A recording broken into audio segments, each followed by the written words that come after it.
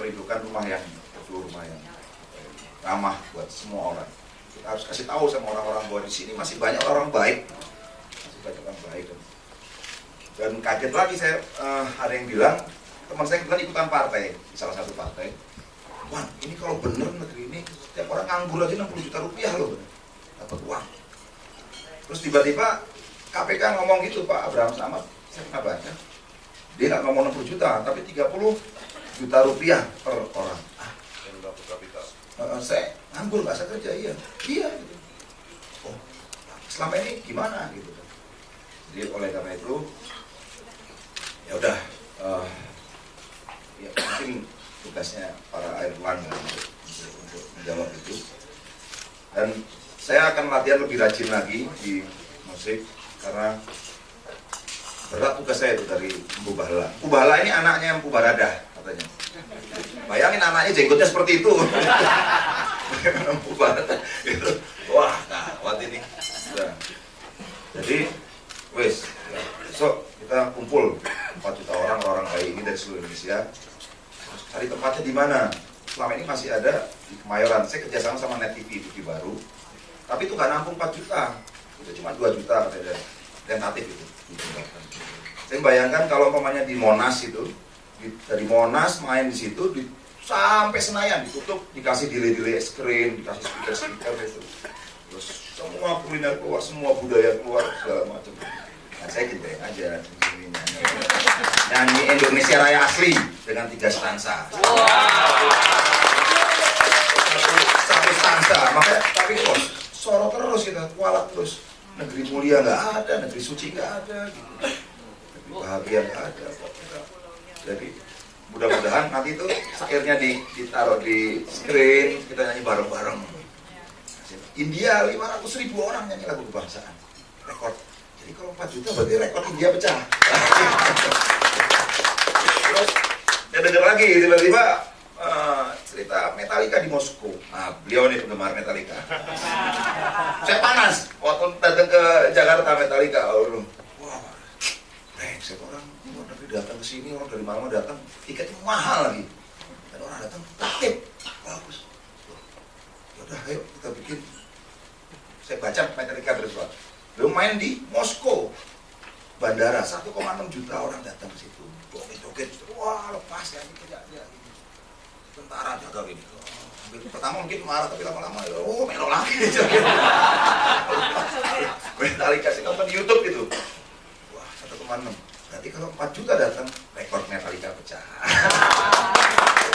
Saya dengar lagi di Copacabana, Rosewood 3,5 juta. Entah pesta kota atau nggak ngerti. Tapi ini harus dicari orang Guinness Book untuk benar apa enggak itu acara itu.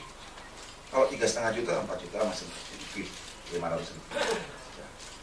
Juta orang datang ngambilin sampah, mudah-mudahan punya kecerdasan lingkungan, punya harapan siapa entah presidennya nanti siapa, bahwa dari tadi loh Mas itu. Jadi ada harapan. Ini 200 juta orang, bukan 1, 2 orang, 10 orang, 100 orang nih, 200 juta orang buahnya. 300.000 kemarin itu di Monas saya deg-degan ya, penonton segitu banyak. Itu kalau nggak dikasih izin sama beliau mungkin bisa. Tapi kalau Jokowi presidennya bisa 5 juta, 6 Bola itu rezeki Allah ya. Tapi 300.000 orang itu banyak men. Jadi itu. Lalu Mpu Bahala, 3 trio Mpu Bahala datang ke sini. Wah, harus ini saya nggak bisa ngomong, saya punya kepentingan. Kepentingan saya itu, ayo kita tunjukin sama dunia bahwa di Indonesia masih banyak orang baik. Tak ngomong sama Pak Jokowi, sama Pak MPR, Pak semua yang terhormat di sini untuk mengabarkan itu. Nanti kan bisa kabarin itu. Karena ini kalau ini jadi orang mau ambil sampah bareng, wah mungkin standar negeri paling bahagia Norwegia bisa lewat nanti itu. 2 juta orang miskin tapi bahagia asik. Ya, kalau Norwegia bahagia kaya ya udah panas buminya hebat segala macam. Tapi ini kita baru berjuang tapi kita bangga menjadi orang Indonesia. Aku selama ini keluar di panggung gitu sampai keringat apa urat-urat gede-gede gitu. Tapi proses. Nah, mudah-mudahan dengan pertemuan ini, dan saya terima kasih sama Gusti Allah karena kita semua sehat. Kalau nggak sehat kan tanpa itu rasanya nggak mungkin. Dan tiba-tiba saya menjadi hangat lagi, rumah ini menjadi hangat karena walaupun saya nggak kurang mengikuti politik karena kerja saya cukup sibuk mikirin lagu, latihan segala macam, tapi bagaimana bisa hidup benar kalau nggak ada Erlangga gitu, yang mengurus bener-bener gitu, hukum bener, mensejahterakan soal HAM juga itu kan. Kemarin di Aceh saya baca kampanye ditembak atau apa gimana itu, buat saya kayaknya agak aneh gitu. Ya itu harapan politik saya ada, saya punya harapan politik, tapi biarkan saya baik kuat dengan saya, dan saya juga berani ngomong sama istri saya juga, sama anak saya, karena dia punya hak juga untuk tapi saya paling senang lihat orang yang bersemangat, orang yang rajin, dan, menghargai kebudayaan. Mudah-mudahan saya hanya berdoa sebagai beribadah kan, cuma berdoa, misalnya cuma doa gitu. Moga-moga Indonesia mendapatkan jati dirinya, bangga menjadi orang Indonesia, menghargai semua budaya, karena pesan tadi sempat disebut Mas Rendra, walaupun saya bukan murid langsung, saya kena sekeleteran, ini yang langsung itu. Nah, tapi saya orang yang mengagumi, saya fans sama dia, bahwa revolusi budaya. Wow. Saya pelajaran budaya juga dulu nggak masuk ya, nggak paham. Tapi saya hanya senang lihat orang yang kerja, asongan, rajin, sekolah, membawa kasih kenyamanan, ketenangan. Sekarang saya mau ke Jakarta setengah mati, susah. Udah macet, kalau mau kencing, mau buang air, cari toilet susah. Jalan tol padahal tanah banyak kosong di situ. Paksa kita nahan sampai nanti ginjal saya sakit atau apa gitu. Dan itu tiap hari orang seperti itu. Ada pun satu toilet itu pun joroknya setengah mati. Ngurus gini aja kok gimana sih gitu katanya. Ini yang saya jadi ya terima kasih juga Yos sebagai nyanyi baradah yang sudah membuka cikal. Ini yang ngatur saya sebenarnya cikal itu, yang ngatur jadwal saya dan segala macam. Karena ya kalau tidak ada dia juga bisa di sini. Ya intinya saya terima kasih lah. Terima kasih kita bisa sharing, saya tahu tadi saya Pak Darto ngomong tugas MPR itu apa sih selain melantik presiden?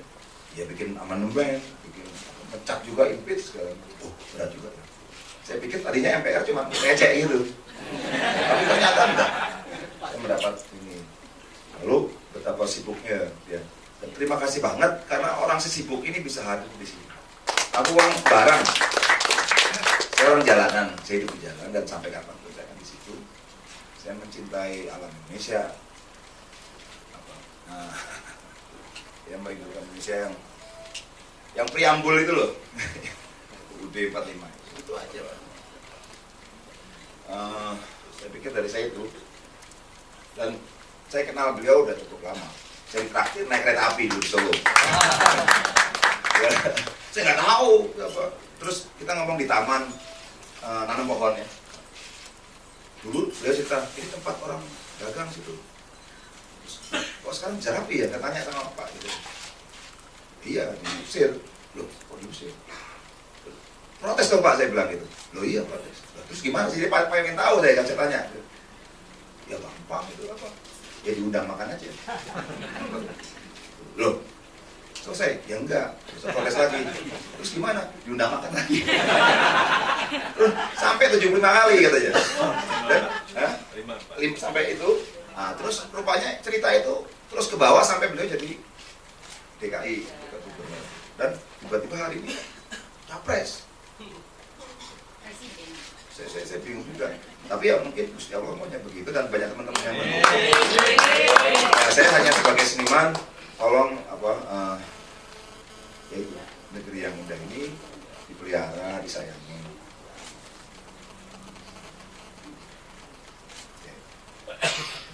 kasih. Amin. Terima kasih Bang Iwan, kata-katanya masuk loncat mandi langsung meloncat ke sini. Ini nanti masih meloncat lagi ke Kerawang. Nanti balik mungkin jam 3. Sukabumi kemarin saya sampai di rumah jam 3:30. Setiap hari seperti ini. Karena di rumahnya Mas Iwan ya saya ingin berbicara masalah yang bersifat yang berbau kebudayaan. Kalau kita melihat perjalanan bangsa ini, Jaya atau Majapahit, betapa sebetulnya sangat jayanya saat itu, kemudian turun dan sekarang menjadi yang kita lihat sekarang ini. Menurut saya memang sebuah bangsa yang besar, memang harus menyiapkan jiwa rakyatnya, menyiapkan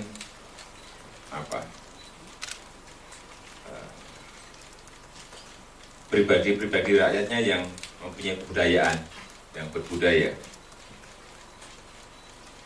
Kita sering meninggalkan jejak sejarah. Ya, kenapa kemarin kita waktu kampanye pertama kita pergi dari satu museum ke museum yang lain, dari Museum Budi Utomo, kemudian masuk ke Museum Sumpah Pemuda, dan masuk ke Monumen Pancasila, masuk ke Museum Proklamasi. Karena apa? Memang jejak-jejak seperti itu patriot trail yang memang kita harus ingatkan bahwa menjadi merdeka itu ada sebuah tahapan-tahapan perjuangan yang luar biasa. Yang itu kita sering lupakan dan sering tidak kita nilai-nilai seperti itu tidak pernah kita transfer kepada anak-anak kita. Juga yang tadi kembali ke hal-hal yang bersifat lama, heritage misalnya. Kita juga kalau perjalanan itu kita ikuti kayak di Jakarta sebenarnya mempunyai sebuah heritage trail dari Sunda Kelapa masuk ke tengah, kemudian masuk ke Kota Tua di Fatahillah. Itu ada sebuah jejak sejarah yang memperlihatkan betapa kebesaran maritim kita saat itu. Dan kita juga lupa lagi bahwa kita pernah besar di situ, pernah besar di maritim. Dan karena jejak sejarah seperti itu kita lupakan ya. Kebudayaan yang ada yang dulu juga, nilai-nilai yang dulu kita punya yang menjadi hilang semuanya. Sekarang kita mau punya nilai-nilai yang saya kira sangat berbeda sekali dengan nilai-nilai yang kita punyai dari nenek moyang kita. Sudah sekarang mulai banyak hilang nilai-nilai kesantunan, nilai-nilai masalah yang berkaitan dengan bersih, nilai-nilai kerja keras yang ini. Kenapa dulu bisa aja ya karena mempunyai nilai-nilai budaya yang kerja keras. Nggak mungkin sebuah negara jaya itu rakyatnya tidak kerja keras. Semuanya pasti harus kerja keras. Oleh sebab itu saya kira kembali membangun sebuah nilai-nilai baru dari akar budaya kita, saya kira memang diperlukan saat ini. Nilai-nilai budaya baru itu memang harus dimulai lagi. Saya baca bukunya Bung Karno saat mau kemerdekaan. Beliau menyampaikan, ini menyiapkan SDM-nya dulu, kemudian merdeka, atau merdeka dulu, kemudian menyiapkan SDM-nya. Memang yang betul adalah menyiapkan SDM-nya dulu, baru merdeka. Tetapi saat itu kalau tidak merdeka dulu juga mungkin sampai sekarang kita tidak merdeka. Sehingga keputusan sudah betul, tapi mestinya menyiapkan SDM juga secepatnya kualitas SDM secepatnya dilakukan. Saya hanya ingin dan saya sebenarnya tidak senang membandingkan dengan Jepang, dengan Korea, dengan Singapura ya, karena pemimpinnya mempunyai ideologi yang jelas, negaranya juga mempunyai ideologi yang jelas, mau kemana negara semuanya. Singapura juga sama, mempunyai ideologi yang jelas. Rakyatnya dari yang TK sampai ke yang nenek-nenek, kakek-kakek, semuanya ditanya sama. Mereka mau kemana? ngerti semuanya. Arahnya ke utara, semuanya akan bilang dari anak-anak sampai ke kakek-kakek, nenek-nenek, semuanya ke utara.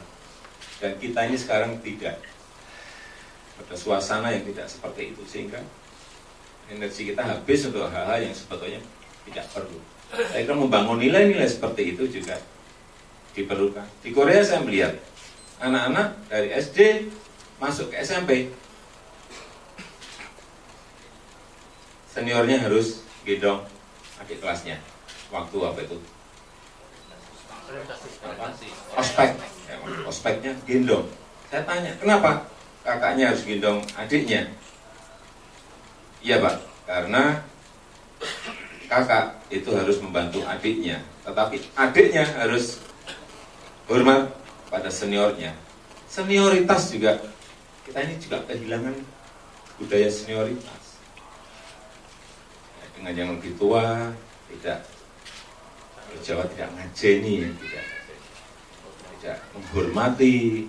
Saya kira ini pada dulu waktu kecil saya sangat, bukan kita tidak punya, sangat kita punya, dan saya kira lebih dari mereka. Tetapi sekarang kita kehilangan nilai-nilai seperti itu.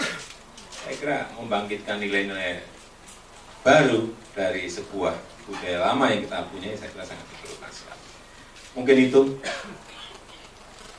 Mas Iwan, Pak Yus, Pak Tarto, Ibu dan Mbak sekalian yang saya hormati. Saya sangat menghargai pertemuan ini, dan ini jangan diartikan pertemuan, ini bukan pertemuan politik. Tadi Mas Iwan juga sudah sampaikan, kita sudah berkawan lama di Solo, nanam naik kereta api, jadi tidak usah dikait-kaitkan. Dan Seknas, terima kasih yang sudah mengatur waktu untuk kita. Wassalamualaikum warahmatullahi wabarakatuh.